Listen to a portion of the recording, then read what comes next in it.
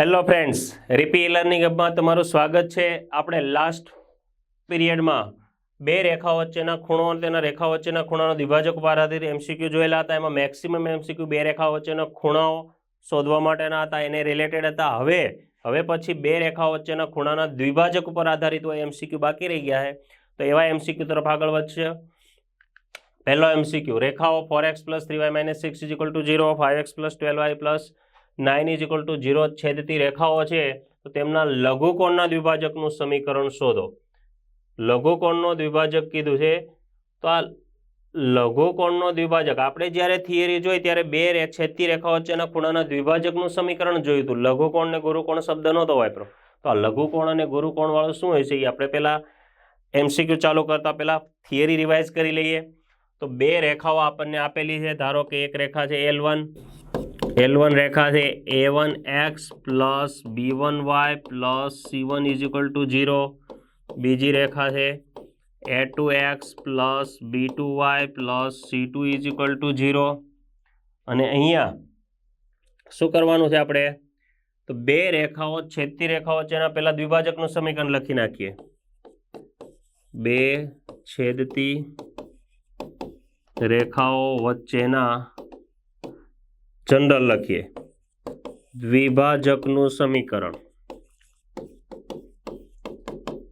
તો દ્વિભાજકનું સમીકરણ શું થાય, a1x + b1y + c1 / √a1² + b1² + c1² = ± બીજી રેખાનો LHS a2x + b2y + c2 / √a2² + b2² + c2²। પણ અહીંયા શું હતું, આ ± હતું, એટલે બે અલગ અલગ કિંમતો હતી, બે સમીકરણ મળતા। તો એમાં જે દ્વિભાજકનું સમીકરણ આવ્યું એમાં એક લઘુકોણનું હોય છે અને એક ગુરુકોણનું હોય છે। બે છેદતી રેખા વચ્ચેના ખૂણાનું માપ શોધવું હોય તો આપણને ખબર છે લઘુકોણનો હોય ધ્યાનમાં લેવાનો, ખૂણા તો 4 બને, એમાંથી બે ખૂણા બે છેદતી રેખા વચ્ચેના ખૂણા હોય। આ બે રેખાઓ છે તો આ પણ બે છેદતી રેખા વચ્ચેનો ખૂણો કહેવાય, આ પણ બે છેદતી રેખા વચ્ચેનો ખૂણો કહેવાય। પણ ગણતરીમાં કન્ફ્યુઝન થાય એટલે આપણે નક્કી જ કરી નાખ્યું હતું લઘુકોણનું માપ હોય બે છેદતી રેખા વચ્ચેના ખૂણાનું માપ ગણવાનું। તો આપણે આ લઘુકોણનો જો દ્વિભાજક દોરવા જઈએ, એનો એક્ઝેક્ટ વચ્ચેથી પસાર થતી એક રેખા તો આ થાય, અને ગુરુકોણ જે છે એ બે છેદતી રેખા વચ્ચેનો ખૂણો જ છે।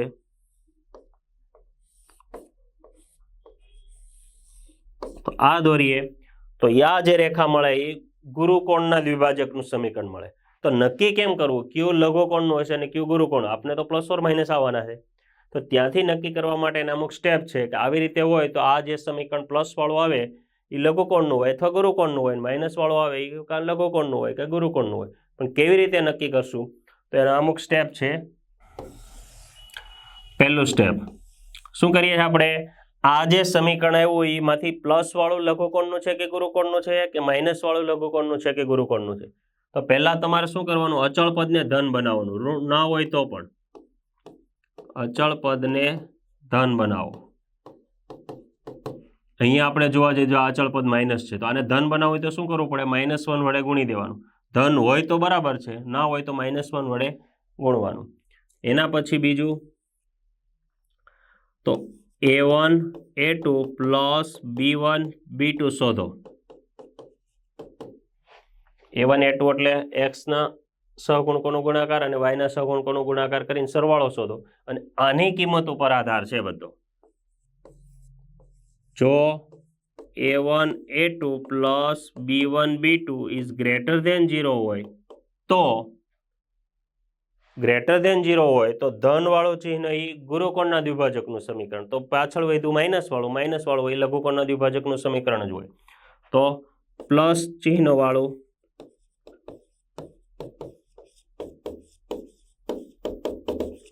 ગુરુકોણના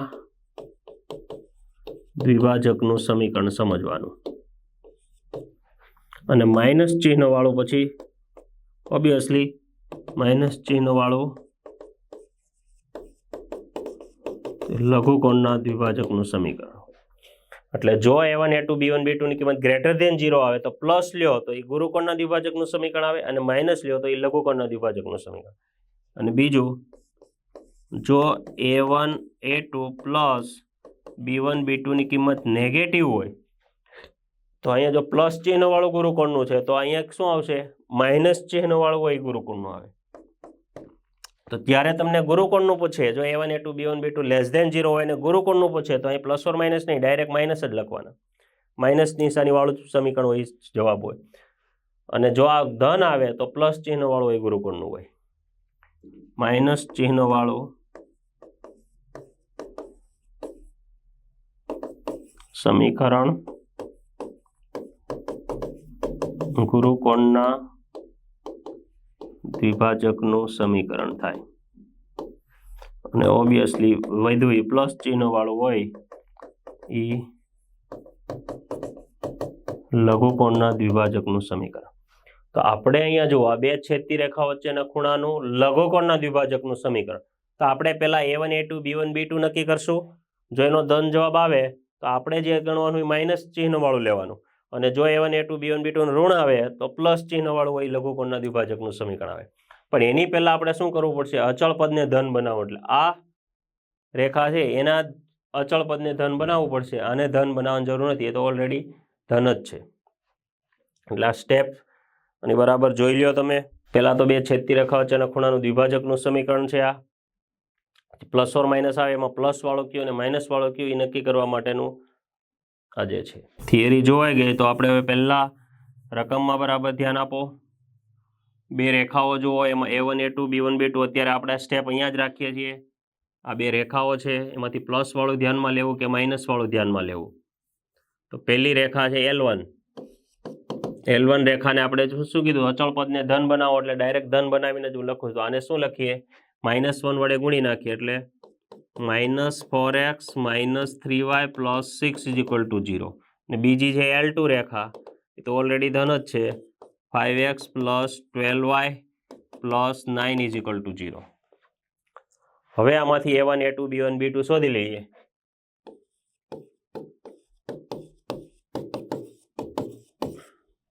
તો A1 A2 એટલે -4 × 5 પ્લસ B1 B2 એટલે -3 × 12. આ -3 આમાં +12. -4 × 5 એટલે -20 -36 તો -56. -56 એટલે હવે જો A1 A2 B1 B2 greater than 0 હોય તો આ બાજુનું ધ્યાનમાં લેવાનું. લેસ ધેન 0 આવ્યા એટલે આપણે શું શોધવાનું? લઘુકોણનું. તો પ્લસ ચિહ્નવાળું હોય લઘુકોણના દ્વિભાજકનું સમીકરણ આવે.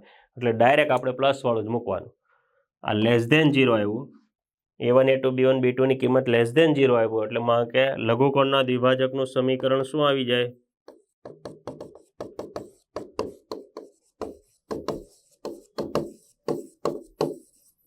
પહેલી રેખા -4x - 3y + 6 / -4 નો વર્ગ 16 - 3 નો 9 = પ્લસ ચિહ્નવાળું. માઇનસ નહીં, પ્લસ વાળું જે આવશે એ જ લઘુકોણના દ્વિભાજકનું હશે. બીજી રેખા છે 5x + 12y + 9 = 0 / -25 + 144. a² એટલે 25, b² એટલે 144. તો આપણને આનો જવાબ ડાયરેક્ટ ખબર છે. 25 નું વર્ગમૂળ 5. આનો જવાબ 169, એનું વર્ગમૂળ 13. આખો સ્ટેપ લખવું નહીં. હવે ચોકડી ગુણાકાર કરી દઈએ તો શું થશે? 13 વડે મલ્ટીપ્લાય કરો, +13 -4x - 3y + 6 અને 5 વડે અહીં મલ્ટીપ્લાય થાય. 5x + 12y + 9 = 0. 13 અંદર મલ્ટીપ્લાય કરીએ.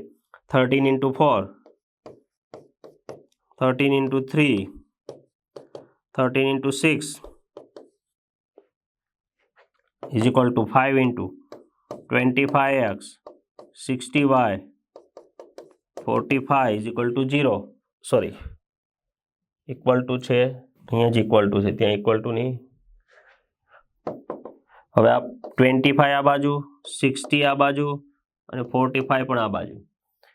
-52 -25 એટલે -77x, -39 -60, 60 + 30 એટલે 90, 99y, 78 - 45, 78 એટલે 28 પ્લસ 5 એટલે 33.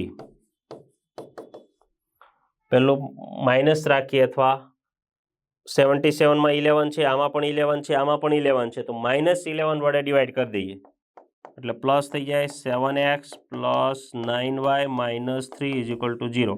-11 વડે ડિવાઈડ કરું તો 7x plus 9y minus 3, 7x plus 9y minus 3 એ option. 7x plus 9y minus 3 અહીંયા નથી, પ્લસ છે એટલે આ જ એ ઓપ્શન જવાબ આવશે. અને જો આપણે આવું ના કરીએ તો આપણે પ્લસ ઓર માઇનસ કરીને બેયની ગણતરી કરવી પડે, પછી ઓપ્શનમાં જે હોય તે. અને ક્યારેક લઘુકોણના પૂછે અને ગુરુકોણનું ઓપ્શનમાં જવાબમાં આપી દે તો આપણે કન્ફ્યુઝનમાં રહી કે આમાંથી લઘુકોણનું કયું અને ગુરુકોણનું કયું, તો ત્યારે આ જે છે એ કામ લાગશે. ખાલી દ્વિભાજકનું સમીકરણ કીધું હોય તો આપણને બે જવાબ મળે, બેમાંથી ઓપ્શનમાં જે હોય આપણે પસંદ કરીને આવી જશું. પણ જ્યારે સ્પેશિયલી નોટ કરેલું કે લઘુકોણના દ્વિભાજકનું સમીકરણ, ત્યારે 4માંથી એક લઘુકોણનું હોય છે અને કોઈ જો પેપર સેટર એવું હોય કે ગુરુકોણનું મૂકી દે અને આપણે અહીંયા પ્લસ ઓર માઇનસ કરીને બેયના જવાબ શોધીએ તો બે જવાબ એમાં પ્રેઝન્ટ હોય, તો આપણે કયો નક્કી કરવો ત્યારે કન્ફ્યુઝન થાય, ત્યારે આ કામ લાગશે. પહેલાં અચળ પદને ધન બનાવવાનું, a1 a2 plus b1 b2 શોધવાનું. જો ધન આવે તો પ્લસવાળું ગુરુકોણનું અને માઇનસવાળું એ લઘુકોણના દ્વિભાજકનું. અને જો એની કિંમત ઋણ આવે, આપણે અહીંયા આવી તેમ ઋણ આવે તો પ્લસ માઇનસવાળું ગુરુકોણનું અને પ્લસવાળું લઘુકોણનું આવે. આગળના એમસીક્યુ તરફ જોઈએ. એક્સ અક્ષ તથા વાય અક્ષ વચ્ચેના ખૂણાના દ્વિભાજકનું સમીકરણ. હવે જો અહીંયા કંઈ નથી કીધું કે લઘુકોણનો દ્વિભાજક કે ગુરુકોણનો દ્વિભાજક, પણ એક્સ અક્ષ અને વાય અક્ષ વચ્ચેનું કીધું એટલે 90નો દ્વિભાજક તો લઘુકોણ પણ ઈ થાય અને ગુરુકોણ પણ ઈ થાય. તો આપણે એક્સ અક્ષ અને વાય અક્ષનું પહેલાં તો એકદમ સિમ્પલ છે, આ આપણે અક્ષ દોરી નાખીએ. આ જે છે એક્સ અક્ષ અને આ છે વાય અક્ષ. તો એક્સ અક્ષ અને વાય અક્ષ અહીંયા ભેગી થાય અથવા આ બાજુ ભેગી થાય તો બે 90ના જ છે. એક્સ અને વાય અક્ષ આ પણ ખૂણો બને, આ પણ ખૂણો બને, બે 90ના છે એટલે એમાંથી જે ખૂણો બને એ લઘુકોણ કે ગુરુકોણ વાળું કંઈ આવશે નહીં, બે રેખા વચ્ચેનો ખૂણા જ આવશે. તો આપણે પહેલાં આની વાત કરીએ. તો આનો દ્વિભાજક હું દોરું.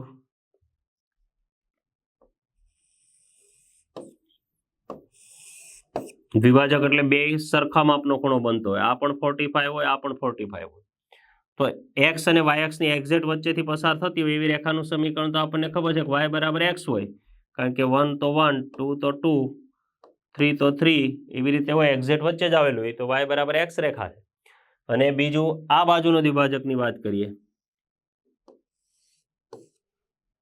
આ પણ 45, આ પણ 45, તો આ બાજુની જે છે એ તો રેખાનું સમીકરણ વાય બરાબર -x હોય, એ પણ ખબર છે.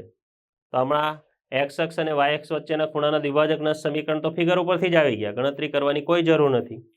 તો વાય બરાબર પ્લસ ઓર માઇનસ એક્સ, અહીંયા માઇનસ એક્સ ને અહીં પ્લસ એક્સ, તો વાય બરાબર પ્લસ ઓર માઇનસ એક્સ વાળો હોય આપણો જવાબ. એ ઓપ્શનનો જ છે. તો બે એક્સ અક્ષ અને વાય અક્ષ વચ્ચેના ખૂણાના દ્વિભાજકનું સમીકરણ વાય બરાબર પ્લસ ઓર માઇનસ એક્સ થશે. એના પછી એમસીક્યુ જોઈએ. રેખાઓ 3x - 4y + 7 = 0, 12x + 5y - 2 = 0 વચ્ચેના લઘુકોણના દ્વિભાજકનું સમીકરણ. ફરીવાર પાછું આવ્યું લઘુકોણનો દ્વિભાજક. જો ગુરુકોણનો કીધો તો શું મળે તે આપણે આમાં જ જોઈ લેશું. તો પહેલાં આપણે આને આધારે લઘુકોણનો દ્વિભાજકનું સમીકરણ શોધવાની કોશિશ કરીએ. તો આપણે પહેલાં રેખાને L1 કહીએ, પણ L1 ને L2 માટે આપણને ખબર અચળ પદને ધન બનાવવાનું હોય એટલે હું સીધી જ રેખા L1 અને પ્લસ જ છે એટલે હાલો આને બધાને બનાવવાની જરૂર નથી. તો આ 3x - 4y + 7 બરાબર 0 લખી નાખો. અને બીજી રેખા એણે જે આપેલી છે અચળ પદ માઇનસ છે, તો આપણે ડાયરેક્ટ પ્લસ વાળી જ લઈએ એટલે શું કરીએ -1 વડે ગુણી નાખીએ. એ જ રેખા હું આને લખું, આ L2. તો -12x - 5y + 2 = 0. શું કર્યું આપણે? જે લઘુકોણ ને ગુરુકોણનો ડાયરેક્ટ જવાબ લખવા માટે આપણે અચળ પદને પહેલા ધન બનાવવા પડે, એટલે બીજી રેખાનું અચળ પદ ઋણ હતું તો એને ધન બનાવ્યું. હવે a1 a2 b1 b2 શોધીએ. તો a1 a2 + b1 b2, a1 a2 એટલે 3 × -12 પ્લસ -4 અને -5 એટલે -36 + 20 તો -16. તો આ પણ નેગેટિવ જ છે. નેગેટિવ આવ્યો એટલે આપણે પ્લસ ચિહ્નવાળું હોય એ લઘુકોણના દ્વિભાજકનું સમીકરણ આવશે. તો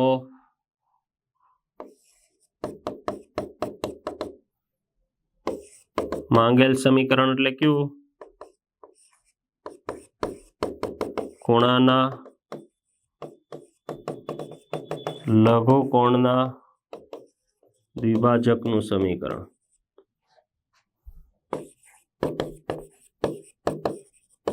છેદતી રેખાના ખૂણાના દ્વિભાજકનું સમીકરણ. તો પહેલી રેખા છે 3x minus 4y plus 7 upon under route 3 square એટલે 9 ને માઇનસ 4 સ્ક્વેર એટલે 16 અને અહીંયા પ્લસ લઘુકોણનું જોઈએ છે એટલે minus 12x minus 5y plus 2 upon under route 12 square એટલે 144 માઇનસ 5 સ્ક્વેર એટલે 25. સેમ ટુ સેમ જ આવ્યું. હવે આપણે આ કેટલા છે 9 પ્લસ 25 એટલે 5 અને 144 પ્લસ 25 એટલે 169નું સ્ક્વેર રૂટ 13. તો 13 વડે અહીં મલ્ટીપ્લાય કરીએ, 5 વડે અહીં મલ્ટીપ્લાય કરીને ડાયરેક્ટ લખી નાખીએ તો શું થશે 13 into 3 39x 13 into 4 42y 13 into 7 91 is equal two 5 into minus 12 minus 16x 5 into 5 25y 5 into 2 ત્રણેયને આ સાઈડ લઈ આવીએ 39 plus 60 તો 99x minus 52y plus 25 minus હોય આ બાજુ પ્લસ 25 એટલે માઇનસ 27 વધે 91 minus 10 plus 81 is equal to 0. 3 common નીકળે 33 વધે 9 વધે અને 27. આ આન્સર હોય તો પણ ચાલે અને 3 કોમન કાઢો તો શું આવશે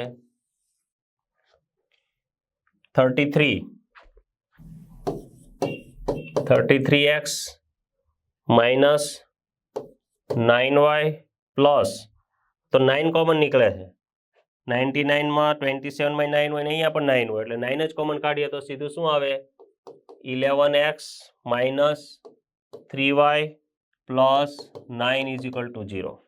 3 કોમન કાઢી 11 કોમન કાઢીએ 3 કોમન કાઢીએ તો પણ નીકળે છે અને 9 કોમન કાઢીએ તો નીકળે તો 3 કોમન કાઢીએ તો ફરીવાર 3 કોમન કાઢો એટલે ડાયરેક્ટ 9 કોમન કાઢી લીધા તો 11 3 અને 9 11x minus 3y plus 9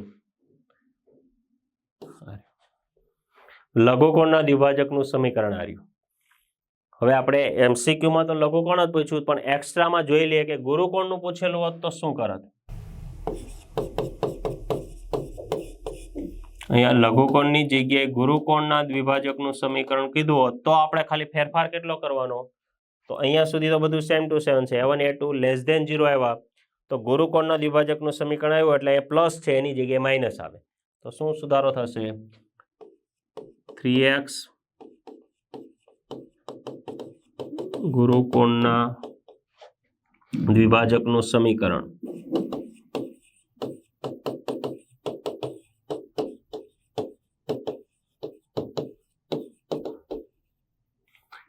3x minus 4y plus 7 upon under root 9 plus 16 is equal to minus. અહીંયા પ્લસ હતું આપણે ખાલી માઇનસ આવશે બીજું કંઈ સુધારો નહીં થાય. minus 12x minus 5y plus 2 upon under root 144 minus 5 square 25. તો સેમ ટુ સેમ બધી પ્રોસિજર એની જ રહેશે. આનો 5 આનો 13 144 plus 25 એટલે 169 નો સ્ક્વેર રૂટ 13 વડે મલ્ટીપ્લાય થાય એટલે 39x minus 13 into 4 52y plus 13 into 7 91. અહીંયા મલ્ટીપ્લાય થયા ત્યારે ધ્યાન રાખવાનું છે કે આ માઇનસ અંદર આપવાનું છે તો આ માઇનસ અંદર આપો તો આ પ્લસ થઈ જશે આ પ્લસ થઈ જશે અને આ માઇનસ આવશે તો 5 વડે મલ્ટીપ્લાય કરો એટલે પ્લસ 60x પ્લસ 25y અને માઇનસ પ્લસ માઇનસ માઇનસ 10. ખાલી સુધારો જો એટલો જ થયો અહીંયા પ્લસ પ્લસ અને આ માઇનસ બાકીનું બધું સેમ ટુ સેમ છે. અહીંયા 60 મોટા છે આ 39 છે તો આને આપણે આ બાજુ લઈ જઈએ બધા પહેલું પદ જનરલી આપણે પ્લસ રાખવા માટે 60 minus 39 21x plus 25 plus 52 25 plus 52 5 into 2 એટલે 7 2 plus 5 એટલે 7 minus minus plus આ બાજુ આપણે જાય એટલે પ્લસ થઈ જાય તો પ્લસ ને પ્લસ એટલે 77y minus 10 minus 91 એટલે minus 101 is equal to 0 તો ગુરુકોણના દ્વિભાજકનું સમીકરણ આવે ઓપ્શનમાં કહે છે નહીં પણ in case sorry 21x plus 70 હા એ ઓપ્શન જ છે હવે જો આપણને ભૂલથી આ પ્લસ ઓર માઇનસ લખ્યું હોત ડાયરેક્ટ અને બે ચેક કર્યા હોત તો પ્લસ વાળું ચેક થાય તો આ જવાબ આવે તમે માઇનસ વાળું ચેક કરો એટલે આ જવાબ આવે તો તમને બે જવાબમાં છે એ અને બી તો એક્ઝામમાં પૂછે ત્યારે કન્ફ્યુઝન ઊભું થાય કે એ પસંદ કરવો કે બી કરવો તો આ ધ્યાનમાં રાખ લઘુકોણનું હોય તો પ્લસ વાળું અને ગુરુકોણનું હોય તો માઇનસ વાળું ચિહ્ન લેવાનું ત્યારે A1 A2 B1 B2ની કિંમત ઉપર આધારિત છે એ મહત્વનું છે તો આ મિત્રો લઘુકોણના દ્વિભાજકના સમીકરણ ગુરુકોણના દ્વિભાજકના સમીકરણ આપણે આગળનો MCQ જોઈએ તેમાં પણ લઘુકોણનું પૂછેલું તો ગુરુકોણના દ્વિભાજકનું સમીકરણ હોય જાતે પ્રયત્ન કરજો એ પ્લસની જગ્યાએ ખાલી માઇનસ કરીને અલગ અલગ ગણતરી કરવાનું MCQમાં જવાબ હોય તો ભલે ના હોય તો આપણો જે જવાબ આવ્યો એ ગણતરી પરફેક્ટ કરો એટલે જવાબ આવશે આપણે હવે બીજા MCQની પણ પ્રેક્ટિસ કરજો થેન્ક યુ